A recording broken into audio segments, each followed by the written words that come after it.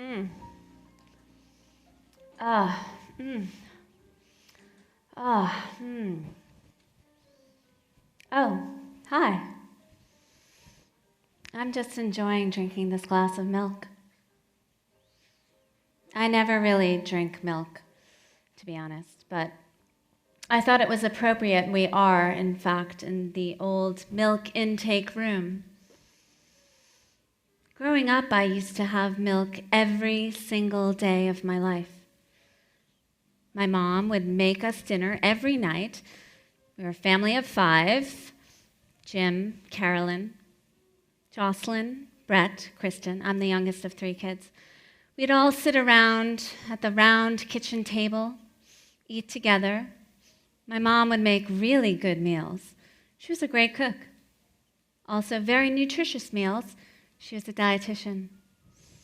And alongside with dinner, she would serve a glass of milk every night. And I'd have to drink that milk with dinner. And if I didn't, my mom would be like, "Kristin, you better drink that milk before you go to bed." So sometimes I wasn't in the mood to have my milk with dinner. So it would sometimes sit out for several hours. And then when I would go to drink it, it's like I'm there right now. I can taste it. It's a little warm, sour, tangy. Milk. White fluid produced by female mammals after giving birth to nourish her young. Milk is rather remarkable in that it's ideally formulated by a mother to match the nutritional needs of her child, her mammal child. Mammal is a word that means creature of the breast. So those newborns are sucking on that breast, that teat, that nipple, gulping the milk into their mouths so that they may flourish, their bodies may grow. The female body is amazing. We have these breasts that produce milk and can feed a body. I wouldn't know firsthand. I don't have any kids. But what I do know, what you know, what we all know, is that milk is the first flavor that we ever tasted. This isn't the milk of my mother. She's not here. Humans are remarkable in that we are the only species that drinks the milk of other species. This is the milk of a cow. We drink the milk of cows, sheep, goats, buffalo, horse, camels, yak. Humans are also remarkable in that we drink milk well beyond infanthood into adulthood. We're all adults here, right? Humans have been secreting milk from their bodies for millions of years. And we've been drinking the milk of dairy animals for thousands. Did you know that the word dairy comes from the Old English meaning female servant? Before industrialization, the business of milk was women's work. Skills and knowledge were passed down from generation to generation, and in the case of upper-class farming households, from female supervisor to milkmaid. And as essential to the dairy industry the milkmaids were often feared. The activities they did, milking cows, making cheese, they seemed to transform in front of people's very eyes this 2-dimensional liquid milk into a solid hunk of cheese. What's your name? Larry. I'm Kristin. It seemed to be the work of witches, cloaked in darkness. Don't be afraid of the dark. Milk is an elemental fluid. Through the manipulation of time and temperature, milk can be transformed into butter, cheese, ice cream. To perform these transformations is one of the reasons why I left a life in experimental theater to enroll in pastry school, so that I can be a pastry chef, so I can make dessert. I don't even like sweets. But what I do like, what I love, is to make sweets for people I love. And for strangers, for people like you. But we don't have much time, so let's get to it, shall we? So, what's in this milk anyway? Water, fat, protein, 3 chemically separate forms, all interacting with one another as a sort of oil and water emulsion. Now, if I had just milked this milk straight from the udder, from a cow, and let it set out, it would separate with the cream on top. But since this milk has been homogenized, it is stable. And thank God, we're all looking for a little stability in our lives, right? So, what are we going to do with this milk? Well, in this pot, I have milk, cream, sugar in the form of sucrose and glucose, and we're going to make ice cream. So the sucrose, of course, will sweeten our ice cream, and the glucose is another kind of sugar that is about 1/5 the sweetness of sucrose, granulated sugar. And sugar will act as sort of a not only sweetener for our ice cream, but it will give us a little body, and the glucose it's about 1/5 the sweetness, so it will just help with the mouthfeel. Now, I'm just going to whisk this up. We want this to come to a boil, and we want all of that sugar to be melted and dispersed. We don't want just plain sugary ice cream, right? We want a flavored ice cream. So we are going to make some fresh cheese. And so in this pot here, I have milk and a little cream, and then I have some freshly squeezed lemon juice, and I have some buttermilk here. I'm going to take a little bit of this out. It looks like a lot there. And we need to coagulate our milk because we're making cheese. So what is coagulation? That's the point when a liquid milk sort of begins to gel or curdle.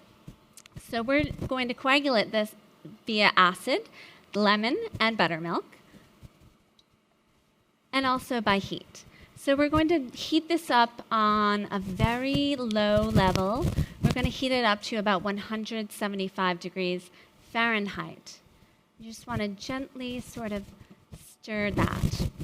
Now, here I have in this pot, of course, cow's milk, but you can use sheep's milk, you can use goat's milk, whatever you'd like. Have you ever milked a cow? Larry? No, nor have I. I would love to. I'm a little obsessed with breasts, so just to grab onto those teats, if you can probably see I have sort of small breasts, and it's, I'm at the point where in my life where I'm feeling okay about it, but, growing up, I was always very upset about it, always stuffing my bra, and even, once in a while, I do Google breast implants, and I'm like, what am I doing? I would not want to do that, but my mom also had small breasts, and it was something that we sort of bonded over. I do miss my mom a lot. I miss my dad too. They actually passed away within 17 days of each other. We do want to heat this up to about 175 degrees Fahrenheit. And as I said, we're doing it very slowly. So I'm just going to make sure that the heat is a little down here. Now we are coagulating our milk with the lemon and acid, but normally we would want to if we're making another cheese, we want to have sort of a more hardcore acid and or a set of enzymes called rennet.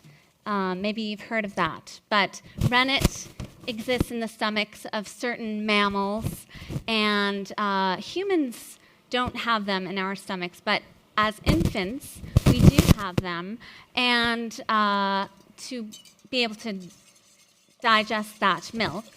And so when you think about it, the babies are sort of coagulating the milk in their stomachs, and they're little cheese machines. So the great thing about fresh cheese when you're making it, see, it's already starting to form the curds a little bit. You can see here, right? I'm just going to turn this heat down a little bit because we want it to gently form. But the great thing about fresh cheese, this is sort of like a fromage blanc. So you can travel to France if you want. But why travel when we're right here? And in fact, this building, the Momentary, used to be an old cheese processing plant. And in fact, this is the milk intake room. And right behind there was where the garage doors were, and the trucks would come and deliver the milk. So I want to flavor our milk for our cheese. And I thought, why not use the zest of something other than just a lemon? This is a citrus variation Sarcodactylus, otherwise known as a Buddha's hand. Whoa, it's a little scary. Don't be afraid. It's a very interesting citrus fruit in that it doesn't really have any pulp to speak of. So we're just going to utilize and exploit the rind, and you can just zest it like any old other citrus fruit. And you can pretend that it's like the hand of an enemy or something, or this is Buddha, or Jesus, or Muhammad, or Abraham. Or I actually just coincidentally started going to Buddhist meetings because, I don't know, I am looking for a little stability in my life without, fully going to church or anything. I just think it's a nice, gentle way to immerse myself into expanding my mind. So you do want to just stir these around a little bit very gently, and we want to bring this guy up to a boil.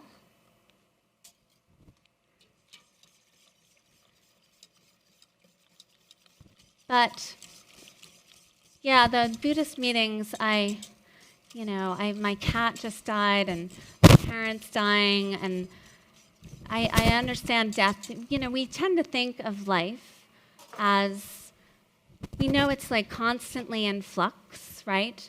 But I do tend to cling on to things as if they're permanent. Now, the great thing about cheese is that it's really an expression of it's concentrated milk. It takes 10 times the amount of milk to make 1 part cheese. So this is going to be strained. And the thing that's different about fresh cheese and hard cheese is that it's not pressed or formed into anything. We're just going to strain it, and it can take any shape you want. So this seems all ready, and we're just going to cool this down. We do want to cool down our ice cream base pretty quickly because we don't want it to enter the danger zone temperature. So I have this ice bath ready. I'll cool that down there. And this has come to temperature. So I'm just going to take it off the heat. And we do want to let the curds to further develop, separate from the whey, the liquid whey. And you can really, we can do it for 3 hours, and we can all sit around and play a game of charades or something. But no, I think I'll just eyeball it. Oh my God! Oh my God! Oh my God! It's Sydney! It's Emily! Emily! Oh my God! Emily! Oh my God, Emily. I can't believe it. She came here all the way from Fayetteville, you guys, from University of Arkansas. Oh my God, Emily, how did you get here? I got here in my car. Oh, okay. What kind of car do you have? I drive a Honda Civic. Oh, Honda Civic. Oh, is that a hatchback or is that a four-door, like a sedan? A 4-door. Okay. Okay. So do you have a family? Do you have? I don't. Oh, you don't. Okay. I have my family. That's like my parents. Sure. You're a young scholar. Well, I understand this building is an old cheese processing plant. I think you can tell us a little more about that. Yes, I can. So this plant was a craft cheese plant that opened on May 3rd of 1947, and it primarily produced cheddar cheese that then would be shipped to other plants to be made into craft singles and blocks of Velveeta. And in that same year, in October, there was also an opening day celebration where there were tours of the plant that the community could come see, and also a parade through downtown Bentonville. And those tours and the festivities were generally to garner community support for the plant and to get backing for the production. And so the cheese was made from milk that was provided by dairy farmers from the area, from Northwest Arkansas. These were dairy farmers like G.L. Beaner of Fayetteville and Grover Seals of Bentonville. So they were part of their community in this area. And the plant did close in 2013, and about 40 people did lose their jobs, which is a bummer. So I'd like to instead talk to you all about the first female worker who was employed here, Marie Smith. So she was a laboratory technician, and that is her in 1957, 10 years after she started working here. And that actually appeared in The Craftsman, which is a company-wide newsletter for craft. And the caption stated that she had a house, a car, and 3 kids. So I've kind of speculated maybe she was a single mother, since they didn't find it of importance to mention a husband or a partner. And it can seem weird to us now that one of the first employees was a woman. But at that time, it was fairly common. So in food industry jobs, it was in Arkansas and in general, lots of women working because they were allowed to be paid less for their labor. And also in post-war Arkansas, since this was around World War II, the dynamic between men and women was that men and husbands would work on the farm while women would work in the factories. And just to kind of bring it back to Marie Smith, she also attended the 50th anniversary picnic in 1997 that the plant held to celebrate its 50th anniversary. Oh, wow. Wow, I love Marie. I love that she was the first woman, and also, that she was also a scientist. Pretty cool. Thank you so much, Emily. I don't want you to go. I love having guests. So please make yourself comfortable over there and have a glass of milk. Have a little sip of cheese over there, too. Fantastic. I loved that. Especially that the women were working in the factories while the men were out in the farms milking the cows, the thing that I want to do. Okay, so look at these beautiful curds that have developed. When milk is coagulating, there are special proteins in the milk called casein micelles.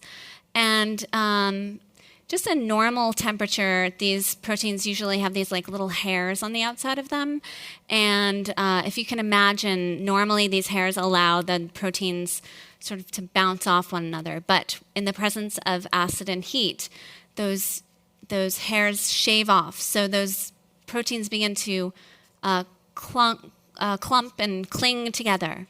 They're all friends there, floating there. And so we're going to strain this now, and I think I do need some help. But I won't ask my guest. I think Erica, I can ask Erica. I love having guests so much. I live alone. I live in New York City. And hi, Erica. This is Erica, everybody. And I feel like, I am single, and people are like, oh, I feel bad. I mean, don't feel bad. I got a thing going on. I mean, I wouldn't just tell anybody that. I feel comfortable telling you. So, Erica, thanks for holding that open. Here I have sort of like a nut milk bag, but you can use whatever like cheesecloth you have. And then it's within a chinois, which is like a special conical-shaped strainer. And using this chinois, I have to say, reminds me so much of my first job that I had out of pastry school.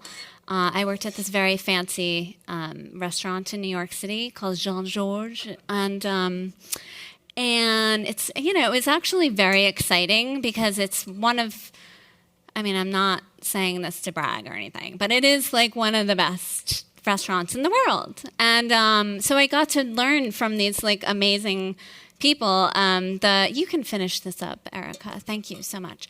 And I learned from the pastry chef there. The pastry kitchen there was huge, which is kind of unheard of in New York City because, rents are high, people are getting high, whatever. But it was a giant kitchen that felt very exciting to work in. And the chef there was Chef Joe Murphy, and he was a really sweet guy, and he also was very tall, kind of reminded me of Harvey Keitel a little bit. But one of the great things about working there is that I'm just picking up some random cheese I have here at the Momentary, was that I learned that making dessert is like kind of boring. It's making all of these boring things that you put together, then it becomes really fancy. So, you get used to doing these very rote tasks. So, great, we have our ice cream base cooling. We have our fromage blanc straining. It's time to move on. So, great, some music. You know why I need some music? Because I'm feeling inspired. Emily, you inspired me. I am going to make my own Velveeta. Look, this is actually the same Velveeta they made in this very building. It's from 1947. No, I'm going to make my own newfangled Velveeta with these rando bits of cheese. We all can relate, right? You have those lying in your house, like back in your refrigerator, and just cut off the blue part, the green part. Velveeta was actually invented in 1918 by a fellow named Emil Fry. And he was a Swiss-American businessman, and he had his own Swiss cheese factory. Do you know how Swiss cheese gets its holes? Well, there's lactic acid in milk, and they add a certain microbe to the Swiss cheese, and that reacts with the lactic acid, creating a byproduct of carbon dioxide. That gas gives off these little fireworks of gas in the solid and creates holes. So here I have this is the real Velveeta cheese, and we're going to melt this down for later, and we're going to make some cookies, some Velveeta cookies.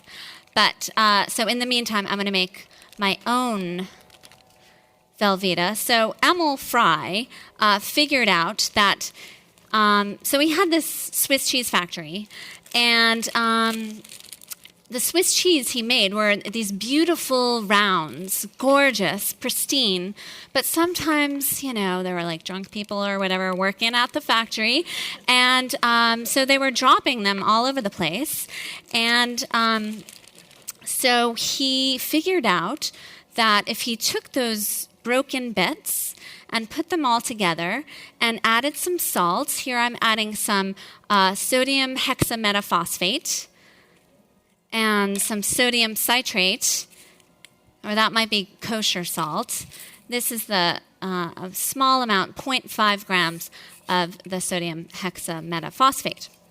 And he figured out that if he puts these all together with these salts and maybe add a little super duper orange food coloring, annatto, just for fun, he figured out that if he melted them all together, he'd get a really consistent product every single time. So I'm just going to add a little more milk to this, because we want our milk to be, our cheese, our Velveeta, my new Velveeta, to be nice and melty, because we're going to melt it down and create sort of a dip, a sort of fondue. But why travel to the Swiss Alps when we're right here in Bentonville?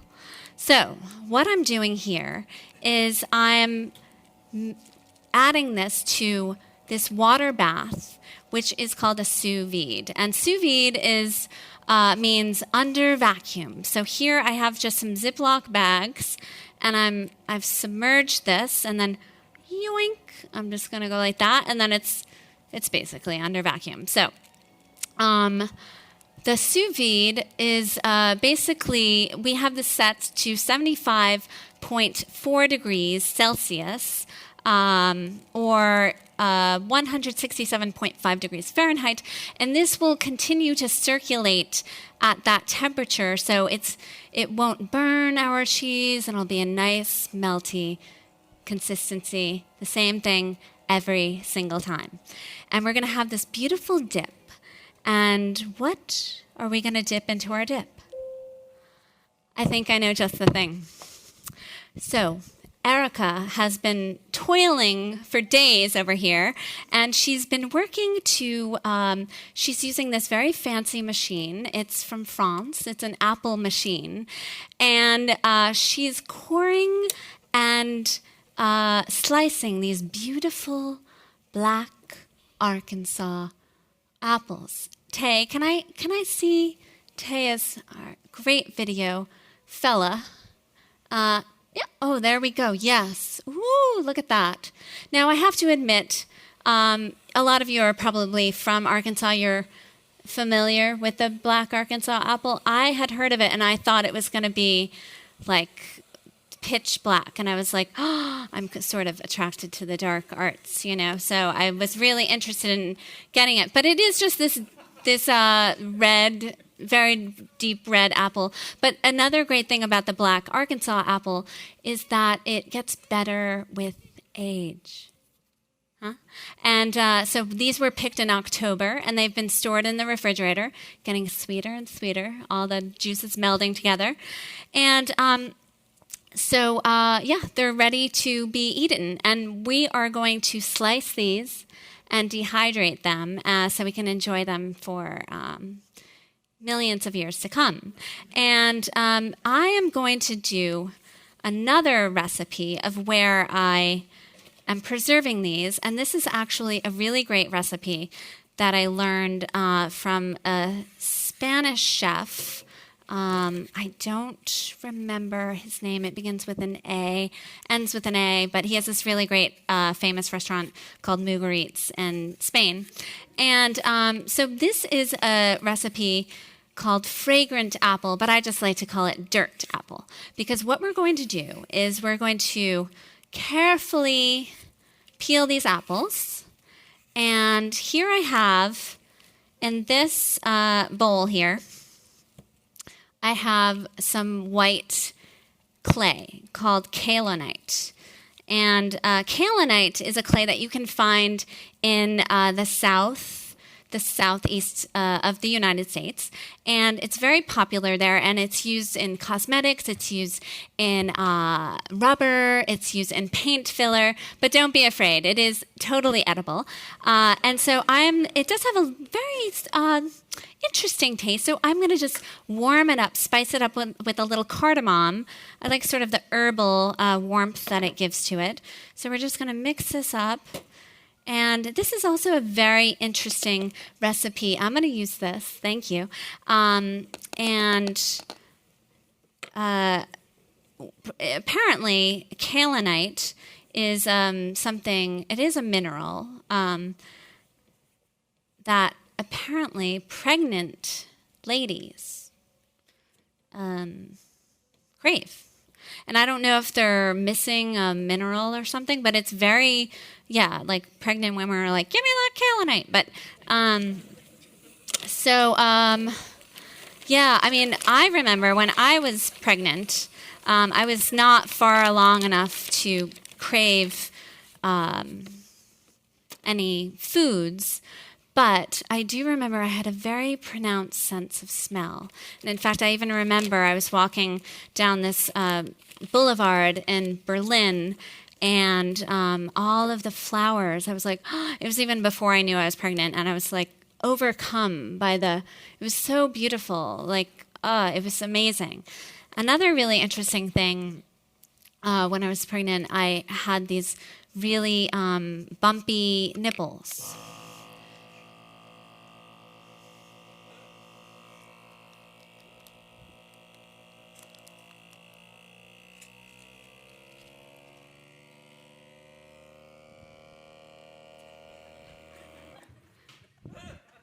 Great. So I just vacuum sealed this, and this is going to not only allow the kaolinite to attach further to the apple, but we can preserve it for a really long time. You do want to put it in the refrigerator for about 2 hours. I do have one that's been refrigerated here, and I can open it up and I can show it to you.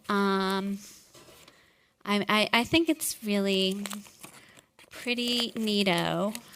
Let me know what you think. It's like opening a little present. I love it. It's so beautiful, I think. It's like a statue. Oh, there it is. Look at that. And I do have a couple that I can give away to people in the audience. Is there, what's your name? Aria. Oh, lovely. Here we go. What about, do we have a Aretha? What about Agnes? What about a Sydney? Oh my God, there's Sydney! Oh my God! You guys, Sydney, this is Sydney. Sydney! Come on. Oh my gosh, it's so nice to see you, Sydney. Oh my gosh.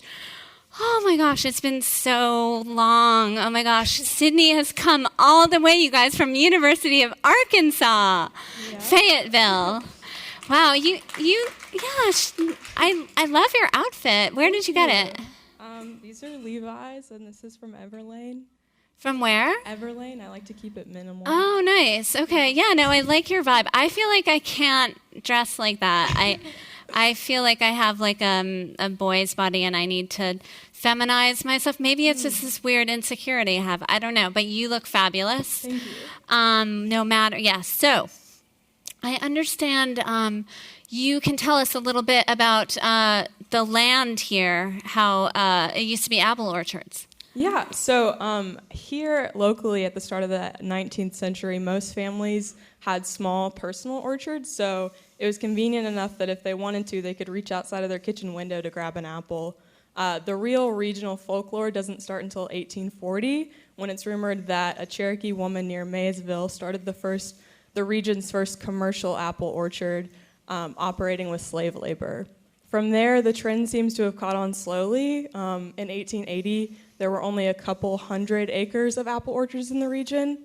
Benton County really gains its national reputation for apples once the railroad arrived here. So just 10 years later, in 1890, there were several thousand acres of apple orchards in the locally. From there, in 1901, we actually celebrated the largest apple yield for a single county in history, 2.5 million bushels. Wow. And then in 1904, we went on to win major prizes at the St. Louis World Fair. And then from there, we started to celebrate this natural abundance that we seem to have. So in the 20s, Northwest Arkansas started to host apple blossom festivals. And these had really elaborate parades and floats, and they would crown women as the queens and princesses of the apple blossom. But, it wasn't always this positive. The region also had a lot of evaporators, they employed a lot of women, and these were used to preserve the apples that weren't meant to be shipped or eaten immediately. And one of my favorite stories is a strike at an evaporator in Gentry, where women took the day off to protest their pay and wanted to earn 4 cents per bushel of apples instead of 3 cents. But Benton County couldn't stay in the spotlight of apples forever. And in the 30s, we had a series of years we just had really bad harvest. There were bugs, diseases, and we were having to increasingly use the amount of chemicals on the plant. So it sort of just fell out of favor, and the industry sort of died quietly. Oh, well, that's too bad, but we still have the legacy of all of these wonderful apples. And I do feel like the black apple is now becoming embraced, right? Sydney, thank you so much yes. And I can't have you leave, so I would love to have you help me with the next thing that we're going to be doing. Sydney, have you ever immersion blended? Never in my life. Well, fantastic. Well, here I have in this magical pot some apple puree. Now, this is not, there we go. Ooh, there we go. It's not black apple puree, but it's a green apple puree. And we're going to make some balls. You like balls? Yeah? Great. They're okay. And so I have in this pot the green apple puree, and we're going to utilize a technique called reverse spherification. And this is actually a molecular gastronomy technique. And I learned this myself from a pastry chef that I was very lucky to learn from. His name is Michael Lascanis, and he used to work at Le Bernardin, and he's very handsome, and I always sort of had a crush on him, but I worked under him, so it was not, it was just sort of So I'm adding to this puree some calcium lactate and also some Ultratex 3. So for reverse spherification, the calcium lactate will react with sodium alginate, which we will puree this and dip these little balls into the sodium alginate bath. The calcium lactate reacts with the sodium alginate, and it creates a sort of thin gel membrane. Now, everybody, you're getting things passed out to you. I do not want you to eat them. Just hold on to it. hold on to it. Okay, so I'm just immersing this into here. And, oh, you know what, Sydney, I can tell you, this is going to take about 30 seconds while I do this, and you're going to press this down and go like this, and I can tell you the story of the golden Buddha, because that dirt apple kind of reminds me of it. And so there was this...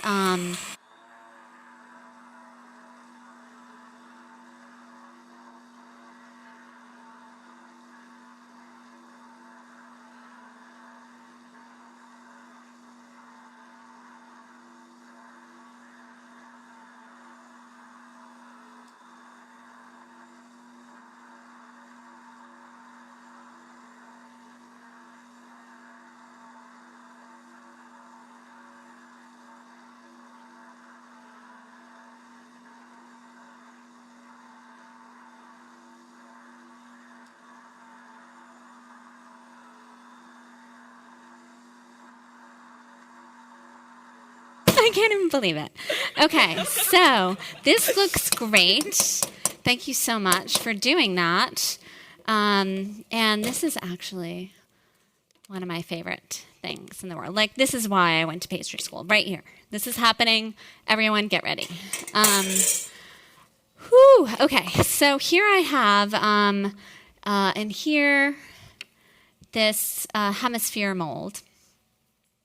And we're just going to put our puree into a pastry bag. Have you ever used a pastry bag? No. Okay, great. Well, I shall show you. It's very easy. It's kind of like holding a little baby. Sydney, can you grab me scissors? Do you see any scissors? Yeah. Oh, fantastic. Okay. All right, so we're just gonna snip like a little umbilical cord, right? And then it's got a little all wonky up there. So what you want to do is sort of with your dominant hand, you're gonna it's got a little pressed over. With your dominant hand, you're gonna use the top, okay? And then you're gonna press here. I'll start it for you because it's a little weird.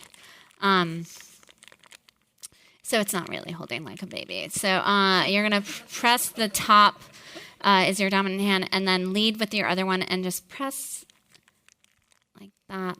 Oh, there we go. Oh yeah, it's like Jimmy, Lorraine, and you can name them however you see fit. Great. Trish, great. Larry. Louise, yeah. Julian. Samantha. Great. Richard. Great. Okay, fantastic. Thank you so much. So here we have some frozen ones. You want to freeze these so that it actually holds its form, right? And we're going to dip these into the sodium alginate bath. And as they are taking a bath, the hemispheres will now hold two forms, both the liquid and the solid. And I think I'll have Erica do that for me. And we're reaching the middle of the show, right? So we all need a nice little breather, yes. Everyone can just look forward. You can breathe in through your nose. Breathe out through your mouth. Just let gravity pull you down into the chair. You're feeling comfortable. You're still holding on with one hand to that object that was just passed out to you. Just want you to breathe, relax. Think about where you are. And now I want you to slowly raise that hand that's holding that object. You feel the weight imparting on your fingers, and raise it to just the outside of your mouth, to the tip of your lips. And now you can open your mouth, and without biting down, I want you to just slide that sphere that's on that spoon onto your tongue. And you can begin to lower your roof of your mouth onto that sphere. Lower, lower until it bursts open. And you can savor and swallow.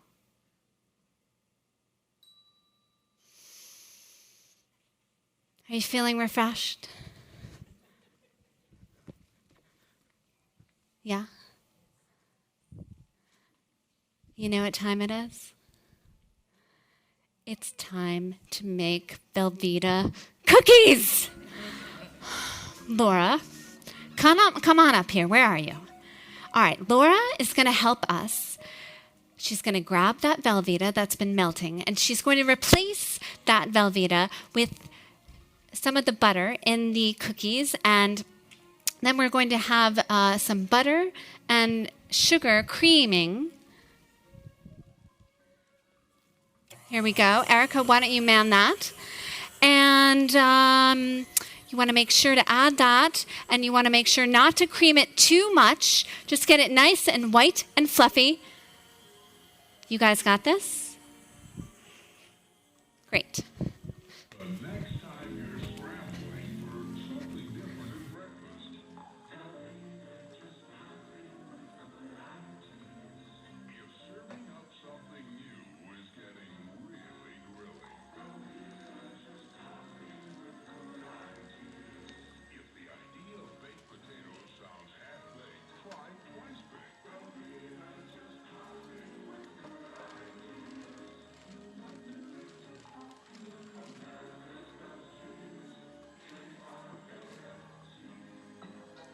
Put Velveeta in, leave the lookalikes out. Mix the salsa in, pop it in and pull it out. Use some lookalike, who knows what may come out. With Velveeta, there's no doubt. Put Velveeta in, leave the lookalikes out. Mix the salsa in, pop it in and pull it out. Now you got a tasty salsa dip that's really gonna make them shout. Velveeta, Velveeta cooks better. That's what it's all about. Velveeta. Take the shells out of Velveeta shells and cheese, and add rotini pasta and tango broccoli to our rich, creamy Velveeta cheese sauce. You know what will happen? Something good. Try Velveeta rotini and cheese. There's a nice hot way to spice up your day. Mexican Velveeta is here. Make your enchiladas a little bit hotter. With the peppery cheese blend of the year. Mexican Velveeta processed cheese spreads just right for giving a nacho a real macho bite. With Mexican Velveeta, you'll say, for peppers and cheese, specially blended to please. There's no single cheese, hot or mild, like Mexican Velveeta. Presenting Velveeta shells and cheese dinners. Why don't Mom explain? Velveeta shells and cheese dinners taste creamier because we start with creamy Velveeta cheese sauce. Not about it. We like the roll macaroni.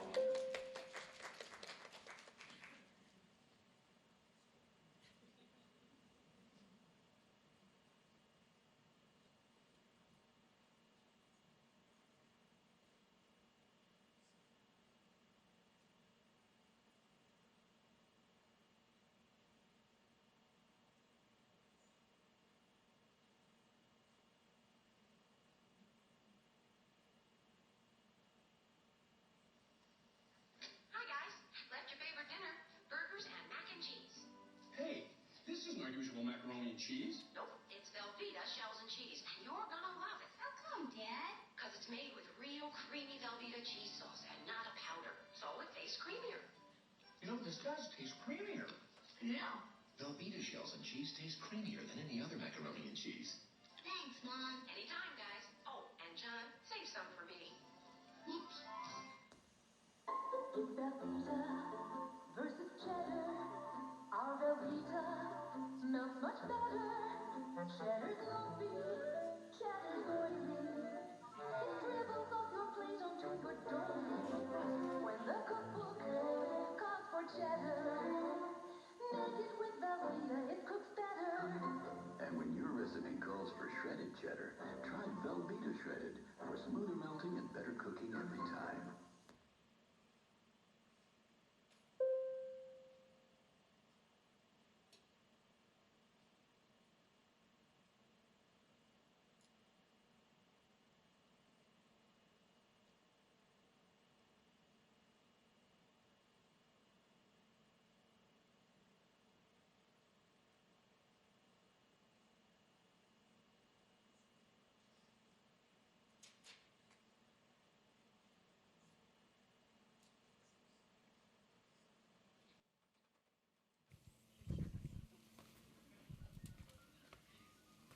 Are the cookies done?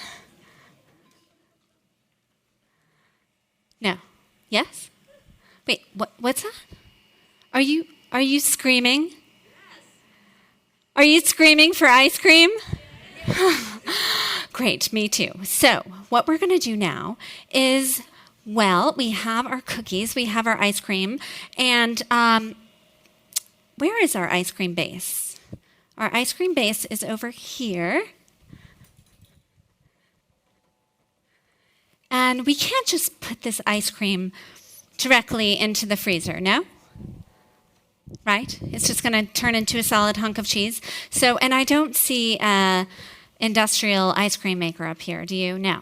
So we're going to do actually my favorite method of making ice cream, and that is with dry ice. So dry ice is actually a solid form of carbon dioxide. And what that means is this is actually negative 109.3 degrees Fahrenheit. So Erica, you put those gloves on when you're handling that because you're going to get frostbite and you're going to be shipped off to Antarctica. But what we're going to do, we're going to smash this dry ice. And the great thing about dry ice is since it's so cold, it will freeze down our ice cream really quickly. So when you're making ice cream, you want to get very small ice crystals, right? You don't want big chunks of ice. So the slower that it takes to make the ice cream, the more ice it's going to be. And the faster, the smaller. So it's going to be fantastic. So we're going to make this ice cream. And then we have our cookies. And then, of course, I need to make a topping for our ice cream. So I'm going to make some meringue. And I'm going to make, there are 3 types of meringue. There's Swiss, there's French, and there's Italian. And I'm going to make Italian. So I have here in this pot, maybe you can see here, it looks a little viscous, but it's just egg whites and a lot of sugar. And I'm going to add a little salt to it. I love to make Swiss meringue because it is super sweet and it gets that really billowy texture like marshmallow. But it's also very stable because we're cooking our egg whites. And we're going to bring it up to about 135 degrees Fahrenheit. We're cooking it not only not to like kill you or anything, but then it won't weep as much as say like a French uncooked meringue. So we're making this meringue. We have our cookies and we have our ice cream. So what does that mean? You guessed it. We're having baked Arkansas, everyone. Oh my God. Oh my God. Darci. Darci is all the way. Come on in. Darci, it's so good to see you. How you doing? It's been so long since we've seen each other. And I know, maybe, yes. And you traveled here all the way from University of Arkansas. I can't believe it. That's amazing. And I think the cookies are done. I'm just going to take them out of the oven. Do you like cookies? I love cookies. Yeah, what are your favorite kind? Chocolate chip. Ooh, well, look at this. I understand, I've actually really wanted you to come here today because, and don't mind me while I have to get some work done in the kitchen because we're running out of time. But I've been expecting you. You know, we've been talking about what this land has been, what this building has been here at the Momentary in Bentonville. And I know that history goes much further back. And I think you can tell us a little bit about that. A little bit.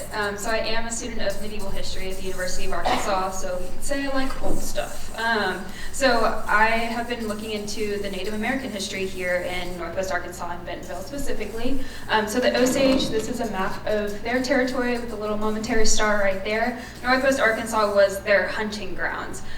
So they came in from their other territories to use the land and all of its natural resources, but with them they brought their women, and we've been talking about women a lot, so I want to highlight some Native women. So the Osage had their women, but also the Caddo and the Quapaw have holdings here in Northwest Arkansas as well, as long as they're women. And so this was a really regionally hotbedded area. Everyone wanted a piece of Bentonville, Arkansas. So there's just going to be a ton of maps flashing up showing you how everyone loved it here. Then the French and Spanish came in from overseas and wanted to establish trade routes here. But the French women kind of stayed in their luxuries of tea over in Europe and their fancy parties, so they didn't come over as often. But the women of native tribes made these things called trading blankets. So they would get blankets and trade for items such as silk or beads or ribbon from the French or Spanish and make something new, so it really highlights the conversion of cultures. But then further into the Native history during the colonial period, when the Cherokee were forced into Northwest Arkansas from the east, they brought the apple industry, like was mentioned earlier by my friend, and then they also brought education, and a sense of education and commitment to progression of the area. So we actually have Sophia Sawyer, who was a tutor of a famous or prominent Cherokee family from the east. She came over with treaties and had to come back into Arkansas for governmental protection, but she founded the female seminary school in Fayetteville, Arkansas. So even in 1839, we had an all-female school that promoted female education. So go women. Wow, amazing. Oh, I love her. Look how amazing she looks. Yeah, I know. I mean, all you and Emily and Sydney, I know you've only provided us, I've given you 2 minutes to talk about this overwhelmingly huge subject, and I know that it's hard to just compact it in 2 minutes, and I appreciate you doing that. And it's it's complicated, it would take all of you to explore what the history of this place really is. So I appreciate you giving us that little bit. Darci, I need some help in the kitchen because we have to hurry up. So what I need you to go to the fridge and get out, there's some goat cheese in there. I'm going to add a little bit of goat cheese to our ice cream because we have the fromage blanc, and just add a little nice, why don't you get this meringue going? And Emily, I would love for you to smash up those cookies. And Sydney, I would love for you to do this dry ice. Laura, why don't you come on up here and help with the dry ice?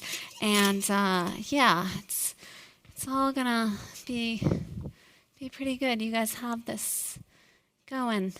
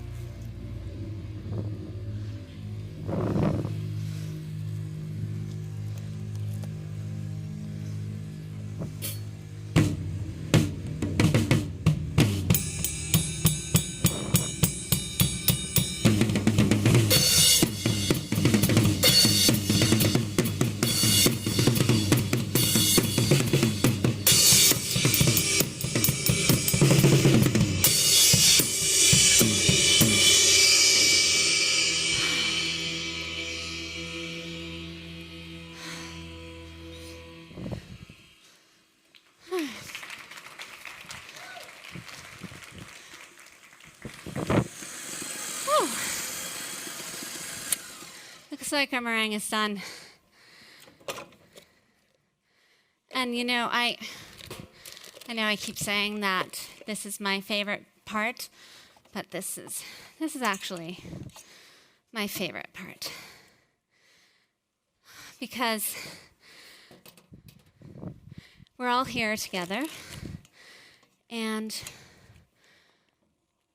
we've all been able to witness these transformations together of this building, the land, you know, each of our individual experiences. And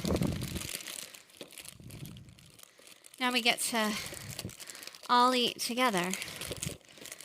We started off as strangers, and Larry, now we get to know each other, right?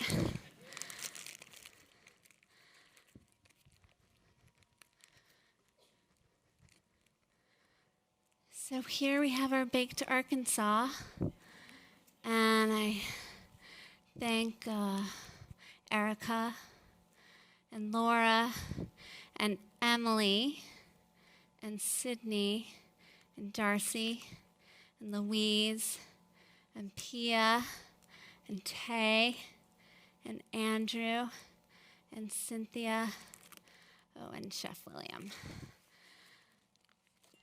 So, let's feast, shall we?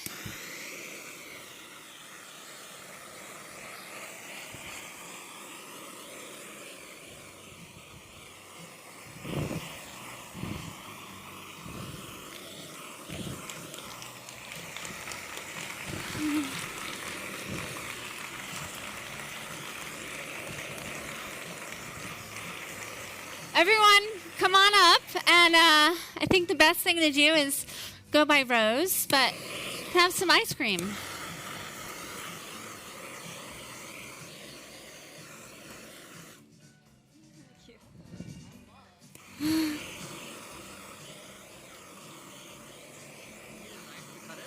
I do.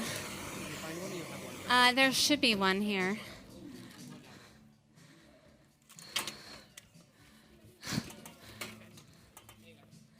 Thanks. Oh, it's really hard. It's frozen solid.